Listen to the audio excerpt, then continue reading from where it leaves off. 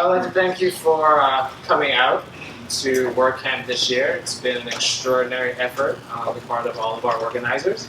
And also thank you for joining me today to talk about managing project expectations. And we'll jump right into things. So, who am I? My name is David Yarde. I'm the co-founder of Sevenality, which is a branding and design firm. We focus specifically on targeting issues that relate to user experience and using design thinking to kind of cover those different touch points. An organizer of the User Experience-Orlando meetup group here in Orlando, and one of the co-organizers here for WordPress-Orlando. I've been in this for about the past 10 years, everything from WordPress to dealing with remote teams around the world in areas like Qatar and where else? India, Peru, so on and so forth. So lots that I've learned and lots that I would like to share to hopefully make your projects a little bit less stressful as time goes on. So the importance that I like to start out with, or the things that I feel is very, very important, is the discovery phase. Few people really take the time to sit down and go through a proper discovery phase. Things are just kind of, or a discovery phase may include things like, okay, here's what do you want, here's what I can do for you, here's how much it's going to cost, do you have any logos, any graphics that you'd like to use, and jump right into things. Then as you go throughout a project, you'll find that, oh, you didn't get particular assets that you need, like say you needed fonts delivered from a client, or you needed something in terms of content, whatever it is, or you discovered a problem that could have been found in this discovery phase. So why do you need one? It validates what you really need in your project. Many of us, of course, are starting our projects out on WordPress, but what plugins do we need? Are we delivering fonts in from like a third party? Do they already have a brand guidelines that we can use? If they don't, do we need to create one for the sake of this project? It also allows you to prototype very quickly. In many cases, when in the past I've had to do projects for a much larger scale company, they really need to see what it was that I was going to be building, and I guess get a better idea of how I was going to do my estimates for that particular project. And so in doing that, I was able to, with having a proper discovery phase, figure out some of the things that they needed, and quickly prototype a proof of concept to be able to get moving into the next one, more accurate cost estimates. Is it really going to take me 9 hours to build out this particular feature? Or is it going to take 11? Or am I lucky enough for it to only take 1 or 2? And that, by knowing what you have, being able to prototype it in some way, whether it's on paper, on your iPad, on your computer, there are a variety of different tools for this, you're able to get a lot better in terms of your cost estimates, which allow you to be able to actually make a profit on the project that you're doing. Validating the business case, which is a little bit different from validating what you need. In many cases, when it comes down to validating the business case, you want to know why is it that we're building out these set of features? Is it just to be better than the business Joneses next door? Or are we actually taking into account what this business needs to grow over the course of the next 3 months, 6 months, a year, and so on? And it also gives you a really, really great chance to explore different ideas in coming to the end of that solution. Many times we would get a project intake in, we'll do our discovery phase, and we have a list of assumptions that we want to cover in the beginning. And in going through and finding all the different nuances, finding what the business case is, we're able to kind of pair different ideas together and even present them as ways that the business can grow using whether it's design or development. It's something different, kind of like a miniature research and development session as you go along. In many cases, the focus on getting the job done is always the most important thing. But without knowing what value you're bringing and who you'll be working with and properly being able to communicate with them, jumping into a project really is kind of wasting everyone's time at that point. Focus a lot more on defining what it is that you are bringing to the table in terms of your project, in terms of your skill set to that particular project. And also in this, define or be comfortable with yourself in knowing that you don't have to know everything. Even though I've been doing this for the past 10 years and started out as a designer and worked into programming, project management, remote team leads, all those kind of things, there are times when I still have to pick up the phone and say, hey, David, I don't know how to do X, Y, Z. Have you experienced this before? And a lot of that allows me, or I'm able to do this because I've been able to define what it is that I'm aiming to do in the project, what is the business needs for it, and in any of the ideas that I've seen in getting to this solution, where are the gaps in my knowledge that I can reach out to someone else and get this done? Some people will actually believe that, hey, a discovery session is not necessary. It's holding us back from getting this project launched. And hey, it's just a nice way to charge clients for extra, stuff throughout that thing. But without a solid know-how of, what it is that you're aiming to do, or taking in all the things that could potentially go wrong in terms of your project, what will happen in the end? Disaster, mayhem, stress, and high levels of anxiety. So it's very, very important to analyze, document, basically through every step of your process, what is happening. Reviewing this documentation as you go along and having that clear idea of what's going on allows you to spot when things are veering off course in terms of scope creep or scope changes, which is a very, very common problem. And it also gives you the bigger picture or more detailed picture of being able to say, this is A, B, C, and D that I need to get my project going. Because if you can't define what your project is, if you can't define what even your process is during that project, then chances are you're not fully sure of what it is you want to accomplish. And you're just kind of throwing it together, getting everything going. William Edwards Deming, he was an American engineer. He did a lot of stuff with statistics. He also did some authoring of things as well, lecturing, all these different things. But his biggest thing that actually impacted the way in which our day-to-day lives go nowadays and why he's important to what we're talking about today is the sampling techniques that he came up with are actually still being used by the U.S. Department of Census today.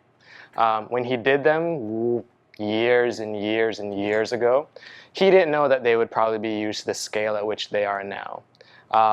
But he was able to identify what his issue was, what it was going to be used for, and in terms of business case, something to track government growth and different demographics across the board. So he was able to understand his process, and in that be able to come up with something that is actually scalable and useful as time goes on and affects all of our lives. So, oops, didn't realize that you were taking a picture there. So, a successful discovery phase, what does that look like? What does it include? It will vary different on whatever project you're working on, whether it's a very small project or a very large one. In many of the projects that we'll go through, especially from a branding point of view, we highlight very, very importantly, what is your business mission, vision, or project goals? Primarily the vision and the mission. It allows us to kind of set up what is, or I like to call a true north of where this product or design or service is supposed to be going. It allows me to really take into account what are the functional requirements that I'm going to be writing for my designers, for my developers, or for the user experience architects or information architects to be able to work with throughout their process. And what will they be building their functional requirements off of as well. And then, of course, information architecture. What is this menu supposed to solve? Is it just supposed to have a bunch of things that are leading to random pages around the site? Or is it focused something on telling a specific story and having a very intentional action from the user as they're browsing? These are things that, of course, are really great to go into a discovery phase. User experience research findings. These can go anywhere from the places people use the devices that you're aiming, whether it's an app or if it's a website. Where are they using them most common? Are they using them more often in the morning or afternoon? Is it something they're using in between stops on their commute? Are they older in age? Different things like those go into your findings. They go into being able to say, okay, design team, I need a site that is going to cater to 25 to 45-year-old women, and they primarily use their devices during the morning, on their way to work, in between, stops at the light, whatever the case is. This now will be different from, say, an app that is targeted at people 18 to 35 and maybe all male. Different use case, different set of functional requirements, different storytelling techniques that are going to be going into this. Another thing that we like to do in our discovery phase is once we've been able to kind of get an idea of how long it's going to take us to build something, we then give the client a schedule. This is what to expect. This is what we're going to expect from you. And it gives time in between each and every step so that no department or no team is necessarily rushed. Our goal is to get the best quality of work from people without making them feel anxious or stressed out in getting that to you. Stressful and anxious situations, tend to make people overlook certain details in their deliverables, overlook certain techniques that they would more commonly use in a way more relaxed environment. And these are some of the things that we kind of try to accomplish with our project scheduling. When it comes to, of course, project cost estimate, as we covered before, this gives you a little bit better idea of how each step is going to cost in terms of your overall thing, allows you to better plan, okay, this is how much, revenue I'm aiming to make, how much profit I'm going to be making off of it, things like that you'll be able to account for here. Also, in your project costs, leave room for doomsday scenarios, as I like to say them. Developer gets sick. Designer has, a problem. They're not able to complete things on time. These are very common things, especially when you're first starting out. As you have more substantial teams and you're growing, these are things that still remain in some way or another. We're all human beings. And then, of course, a non-functional prototype, which is a little bit different from your proof of concept prototype. This would include things like your wireframes or very simple click-throughs, if you have those, to kind of give the client an idea of what's going to be happening in the project or how they're going to be interacting with the different deliverables that you're giving to them as well. So getting into the good part after you've done a very solid discovery phase, how to identify problems. What would you think is actually the most common area with project management? Scope creep. That's a good one. I like that one. But surprisingly, it's not. So Harvard did a study on this, because Harvard, I love their studies and they're cool with that. And they did about, I think, 1,400, a little bit around there, and found that most projects tend to get overrun by 27%. 1 in 6 of those projects had a cost that went over the amount estimated by about 200% and went over schedule by about 70%. So what does this tell us? Is there's a problem somewhere. It's coming from something, whether it's our discovery phase, tons of things happening. So if you really break down the number of what this percentage really is, let's say 245 of those 1,471 projects experience that catastrophic delay, which means companies aren't making money, staff is very stressed out, productivity is completely tanking, and nothing is going to keep getting better. So one great way to kind of go through and deal with this is have an escalation strategy. How are your teammates reporting problems that are going on? How are they, taking responsibility for each aspect of the project that's going on? What's their lead in that project? If something happens that they're not readily able to solve, who is going to make the call if, let's say, the top person isn't around on that project? Who's next to handle what's going to happen? Things often escalate long before we really realize them in that major blowout. It may be a little thing where designs were overlooked, a change wasn't made, and now QA is going in and this doesn't look like the things that were designed. What's happening? Where was this documented? Who is supposed to report to them what's next? So an escalation strategy allows you to really account for the worst case scenario. If a designer is out, do I have another designer that I know that can fill in and pick up where that person left off? Am I short in terms of skill sets with front-end development? Do I need to have someone that can help my front-end developer take it to the next level? Do I have adequate support in back-end for the project that I'm looking in? Am I trying to have a front-end developer do a back-end developer's job? And if they're able to do that job, at what point does that knowledge gap start to begin? This all goes into your escalation strategy. It allows you to really say, okay, if this happens, I can do this. It leaves you less frazzled, less in a state of panic, and clearer thinking in being able to get from point A to point B and deliver an exceptional product. Toyota has a method of doing this in their day-to-day thing that they've kind of called Kaizen, which actually means the whole thing about change and transformation. But for them, if you're on the assembly line and there's a part that's having poor quality, someone can pull down a little string or a level and say, hey, we have a problem here. And they're able to kind of go in and look and say, well, did this affect the previous batch? Is it something that is just localized to this one area? Or is it something that happens in the upcoming batches as well? This allows them, of course, to avoid things like recalls and customer complaints. And they tend to have a higher level of customer satisfaction and returning customer across generations because they put the focus on quality a lot more than on, okay, we need to turn out 1 million cars by the end of this year, you guys go. And that's one way of kind of doing that. So common project management pitfalls, things that I've seen that could be easily avoided. Not assigning the right person to the right task. You're having someone, of course, that's a front-end developer trying to do a back-end developer job. Or because information architecture, someone there says, oh, I can design the entire site for you.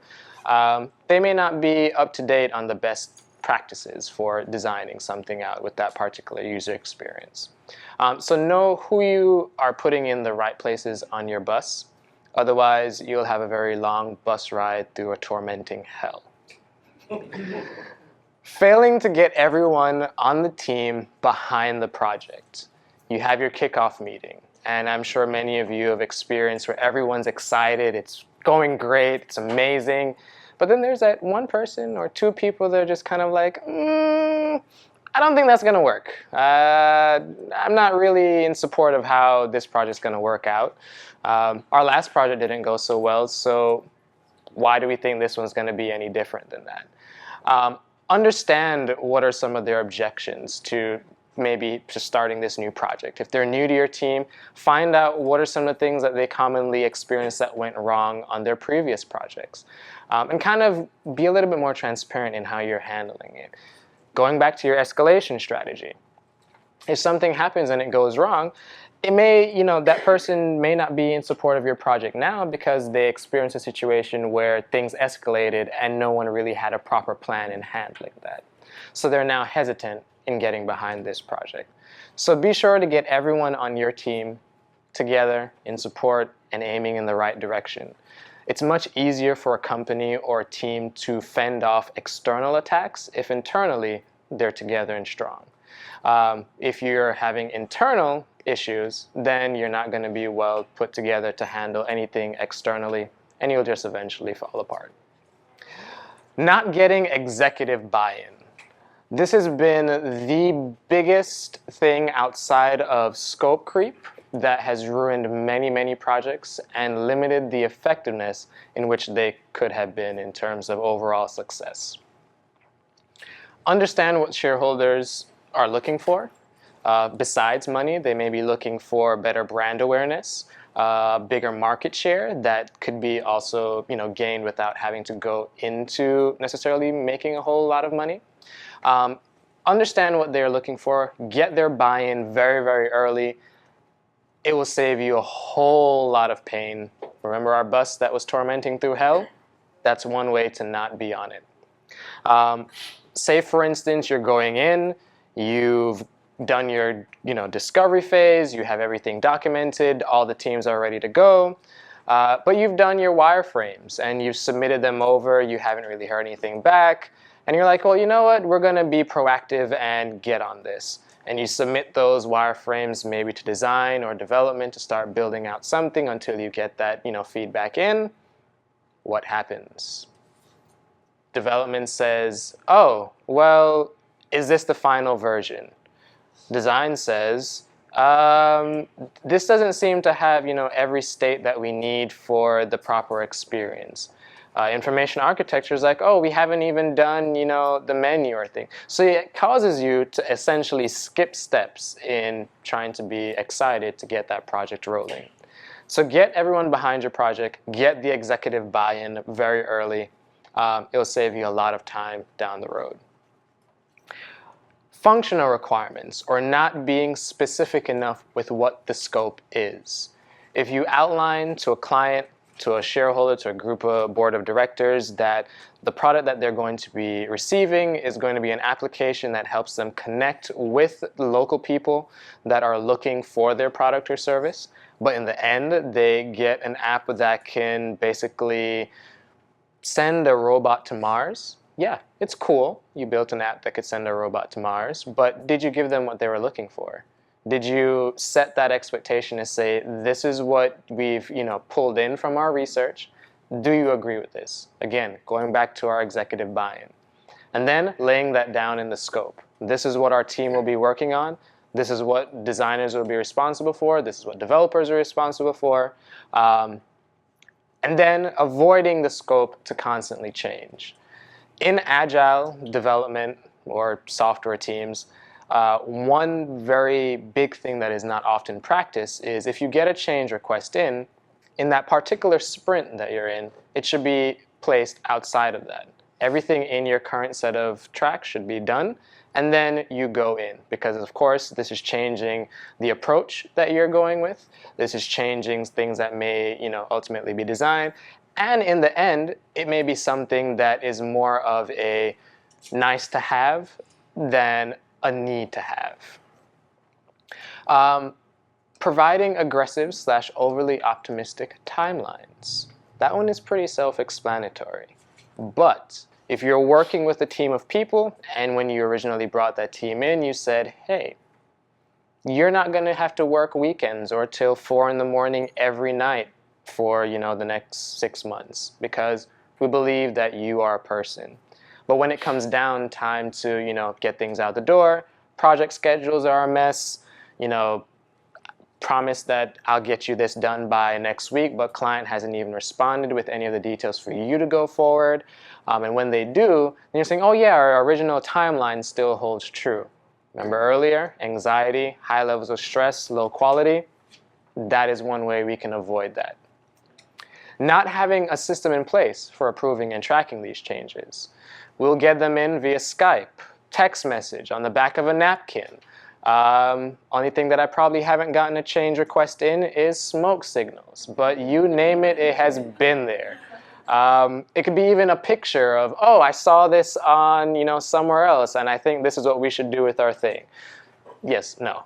How is this going to be approved into our process? Who's approving these changes? And when things go south, how does that work? Of course, our escalation strategy from before. So tracking these changes don't only help you, they help your QA team, they help your designers and your developers, and ultimately they help your client see what was originally asked for and what may have changed over the course of time when you're talking about things like scope creep. It's a great amount of documentation to have, and it has been a lifesaver time and time again for me. The most important part is not having a metric that defines the success of that project. Just because the project is done doesn't mean that it's successful. It could have been a complete failure, but you're able to actually get it done and out the door, but the client doesn't want to work with you again.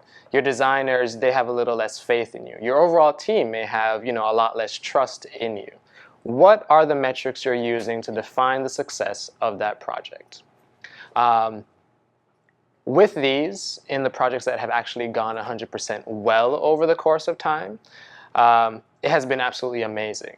Team members know, where they ranked, where they came in originally. This may have been my skill set before this project. I grew, learned a couple additional languages. A designer may have a new technique for something. They are now feeling as if they're a part of the entire process. They're happy. And they, of course, the next time you want to go around, you don't have to worry about trying to get their buy-in on a project. They're already there. They're already suggesting things for you to do the next time around.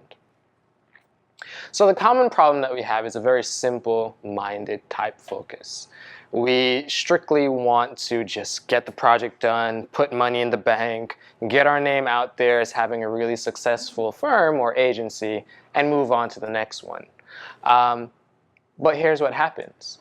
We start creating rules that go into these things. This is how you need to act on a project. You have to have A, B, C, D, E, F, G before I can even start. You're now looking at people who want to comply more with the rules that you're given versus actually being someone that produces and gives results. And that's not good. It'll ruin the outcome of whatever project you're on. Even if you're working on a project by yourself, if you do not focus on actually thinking outside of that bubble, realizing that you are human and you have limitations, and just focusing strictly on the procedures, the process, there's going to be ruin. The humanity that drives each project, whether it's a success or failure, is something that with this mindset is very often lost. And this came from the Gallup Business Journal back in 2012, if anyone is looking to research that and view the article a little bit more. So with these things in mind, how do we set the project scope? What needs to really happen to it? Number one, like how we mentioned before, we need to have commitment. Commitment from leadership, most importantly, that we will help you if things happen. We're not going to throw you underneath the bus. As leaders, it's our duty, really and truly, to make sure that the people that we are leading reach their full potential. If all we're doing is handing out orders, then all they're going to be really good at is following orders.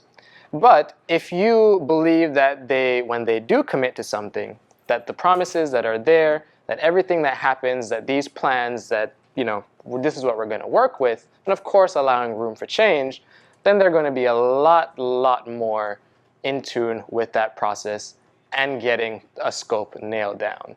Getting your executive buy-in very early also allows you to come to a very common place in terms of setting your scope as well. So from a very high level, there are two key components that go into setting up a project scope: your deliverables and your boundaries. These are the things that you should expect from us. And these are the things that we are not going to do, whether it's morality or in the best interest of the user. If there's nothing else you take away from this talk today, let this be the one thing. List your deliverables. If you're doing a simple consultation project, then chances are your deliverables are going to be a list out of the different requirements that everyone agreed on, maybe a simple set of wireframes.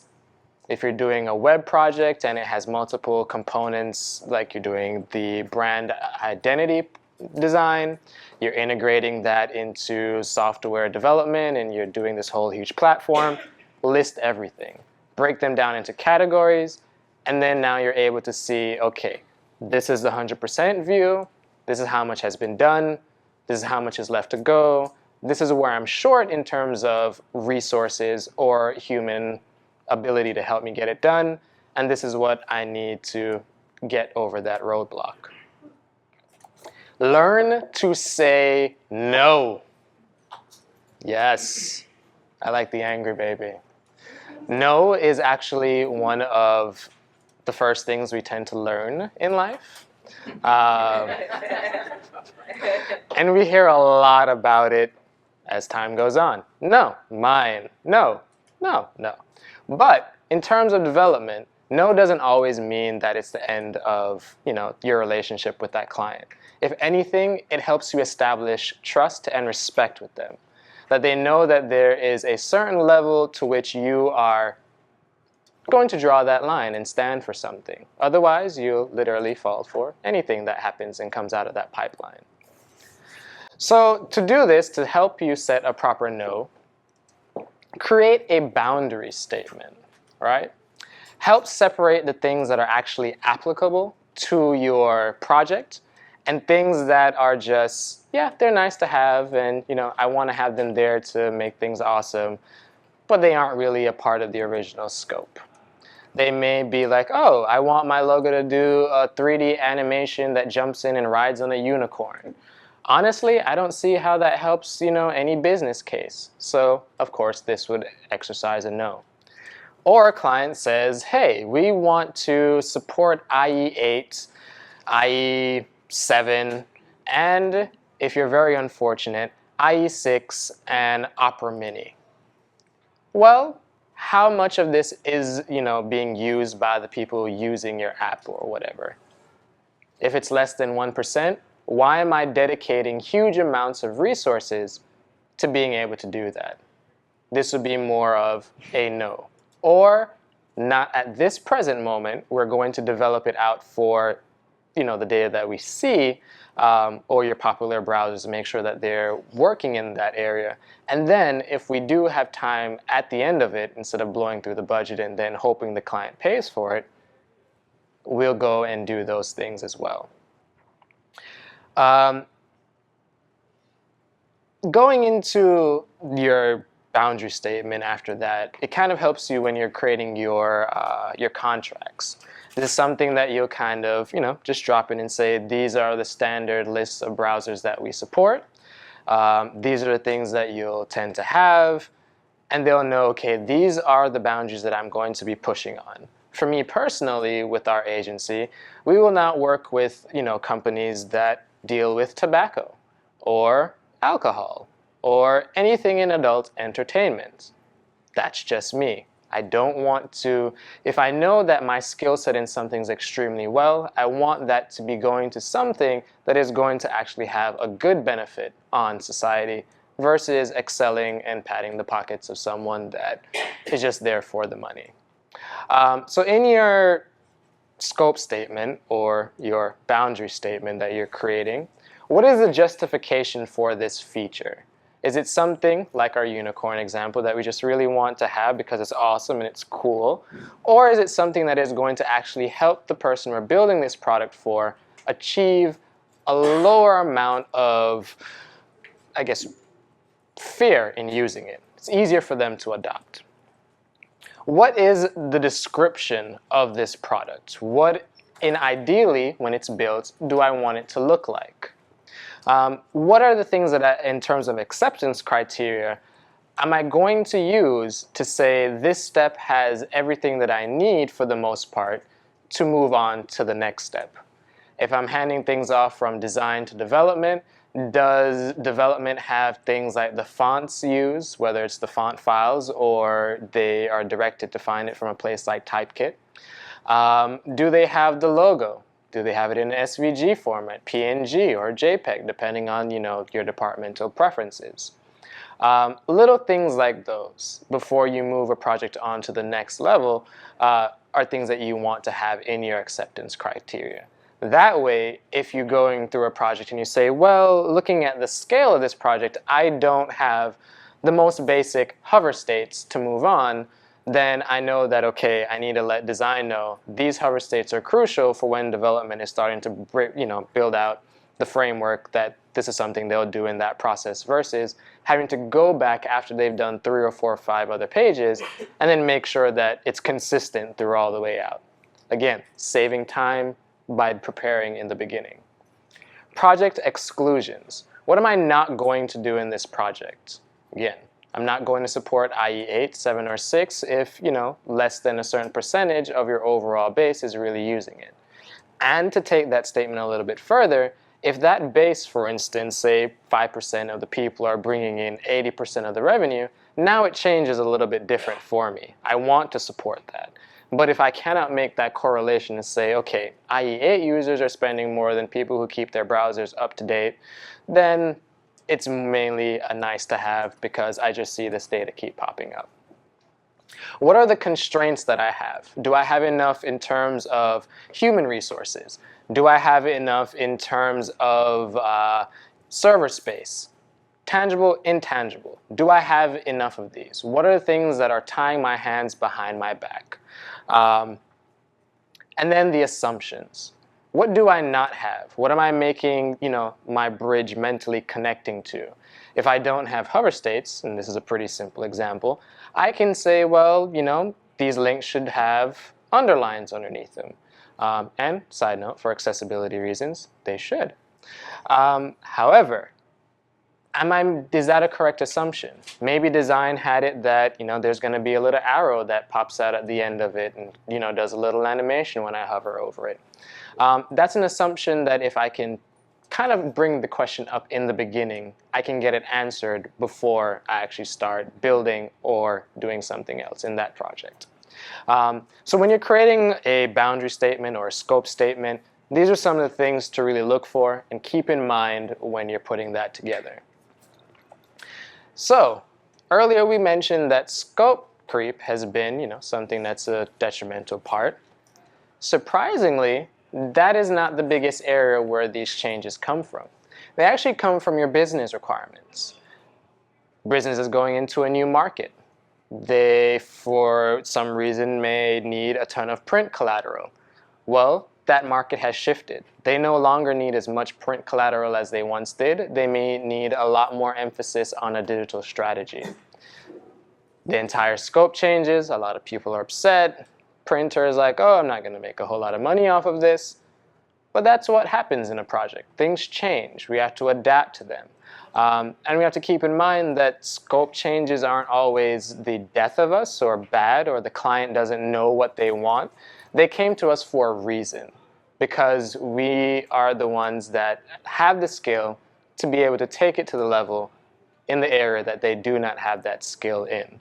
So it's up to us to recommend what is best to keep up to date with things and to make sure that when we do get a change in, that we're understanding that it's not just a change request, that there may be a change to the business needs and that we have to address that in our overall project.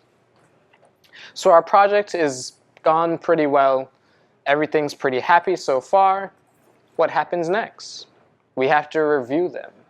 After every project, I try to make it a very big habit of doing a post-mortem or a deep dive or a retrospective.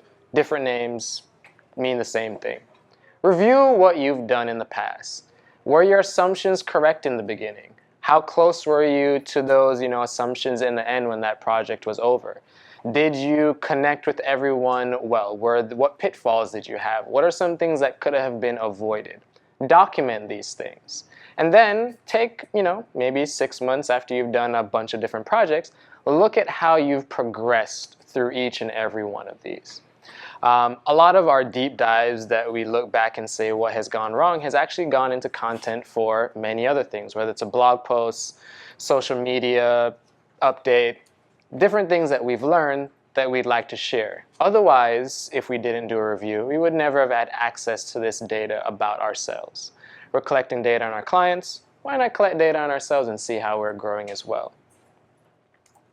Identify the project process. It differs from time to time.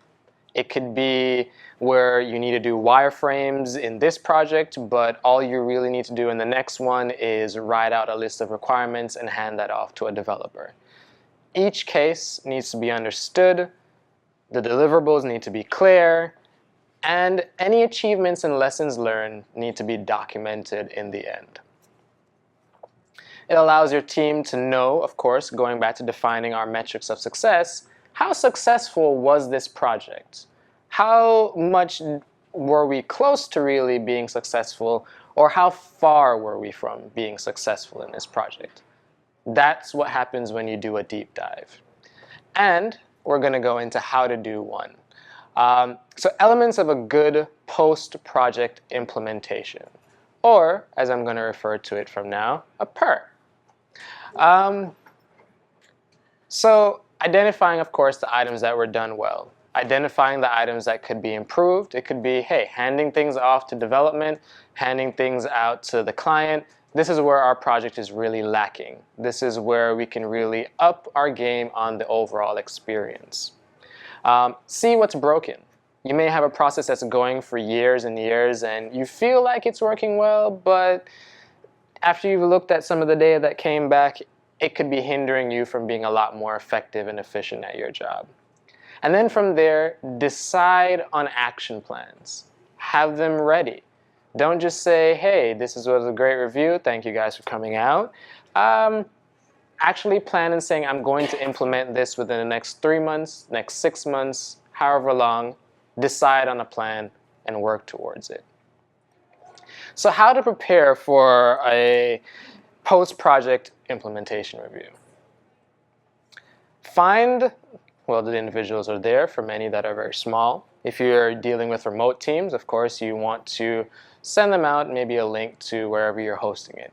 But create a questionnaire or a survey that they can do on their own time. And then organize a meeting to go over the findings of this results. These 2 steps accomplish one very important thing. Once you send out that survey or questionnaire, you're getting a lot more undisturbed reflection or feedback about your process.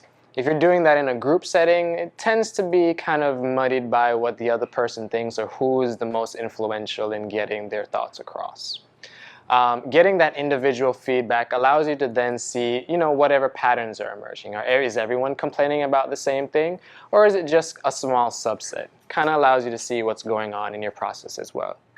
Once all of that is done, you have a meeting, you're talking about it, limit the meeting to no more than 30 minutes. Spending an hour yelling back and forth, throwing each other underneath the bus does not promote a good team. Your job in this project implementation is to review it simply and keep going, right? Then summarize that feedback in a document and store it somewhere for everybody to kind of view that as well. And quickly going through some of this, what is kind of, I guess, your ending area for it, or some of the areas that you want to include in that? Your project stages, your processes within those different stages, the project roles, who was in charge of the different area, what are some of the key skills that you may have had or may be lacking, and what kind of products did you use throughout that process, or what was the end result of that supposed to be. The best time to do this is as soon as the project ends, when the feelings and thoughts and everything are 100% fresh. And then allow that to take you into setting the stage for your next project. Leadership, as mentioned, is an opportunity to make a difference in someone's life no matter what that project or product is. You can be a mentor to somebody. You can to help someone find their confidence in that process. As a leader, this is our job. And it allows us to use things like our company mission, vision, and values, if we spent a good portion of time building out a brand on this, to help us reduce our workload. We can now refer to the things that really drive us as a company or as a team together and work on those things from that entire aspect. And it helps you to let people see what the big picture of that project is. So help your project participants see what's going on. The business portion, which isn't often highlighted to designers and developers, should be something that should be definitely given a lot more attention to. Their job is more than just to create pretty pixels. It's actually to do something that can make a difference in the life of someone else. So here are some key takeaways for today. Have a clear project scope with sign-offs and set priorities for different features. Be realistic about everything, including people's time and the fact that they're human. Make sure everyone, including senior management, understands what their role is on that project. Make sure that your team members are communicating. Tools like Slack are amazing in being able to communicate across, various different teams. Set up calendar reminders for your milestones. They sneak up on us, especially once you're down into a zone and you have achieved like a flow state. You can forget what day it is. Sometimes I'll forget an entire set of dates throughout a week. It happens. And don't be afraid to communicate bad news. I would much rather get from someone working on my team that, hey, I can't finish this at a particular time because of X, Y, Z, versus not hearing from them at all and that time blows by. Or telling the client, hey, we were building this out and we ran into these roadblocks. To really get that done, I don't see that this is worth the amount of time that you're going to invest in. And looking at it from a business use case, it's going to hurt your business probably a lot more, the fact that we're not really able to get this and you're dumping a lot of money into this hole rather than trying to spin wheels and do that. So those are some of the key takeaways that, if anything else, you remember from our talk today. And I have about 2 minutes for questions. Yes? Can you give me an example for a boundary statement where the person is communicating directly with the client? Mm-hmm. Say, like, when you said, like, the example of the client wants this exploding unicorn, and it doesn't fit, say, their client base. Mm-hmm. Especially like a client like with a giant ego who's like, no, So with that, a boundary statement, I would say, would highlight a lot more on the financial impact of that to them. So for instance, you would say, actually, here's a really great one. Had a pretty huge project the other day for, I guess, a huge dictionary provider, and one of the keys or the issues was to create a pattern that when they clicked on it, it would kind of keep dropping down, and then when you clicked on the final one, it would kind of slide up. So in in the environment that it was in, it was introducing a pattern, like a user experience pattern, that would actually get reported as a bug from the user. And the excuse given to me by higher-ups was, oh, the client will pay for it. I didn't agree with that because it doesn't matter if the client is paying for it or not. Time and money are very crucial. The user in this case is important because it's a user-driven site versus a client-driven site. So for them, I presented 2 case points and kind of saying, my boundaries with this lie no. For one, user experience-wise, it's not in the best interest of the user. And we already have a pattern elsewhere in the site that we can use for this particular use case. And instead of introducing a new pattern, we already have one that exists. So that saves time in the end, which helps save them money, which allows you to build better trust. You're being upfront with your client. You're letting them know what the issue is. And then going to your next project, they'll be like, okay, I trust their expertise and their thought process on this particular thing. So that's one thing that could help you with that. Yes. Any other questions? Yes. Can you give some examples as to some successful metrics other than what might be obvious? Yes. Time? 5 minutes? All right. So in terms of successful metrics, I would say one pretty common one is time to completion. So if I estimated that this project is going to take me 4 weeks to complete, and we were able to wrap everything up in 2.5 weeks, then I know I was able to exceed my expectations on whatever my estimates were for that. So yeah. All right. And thank you all.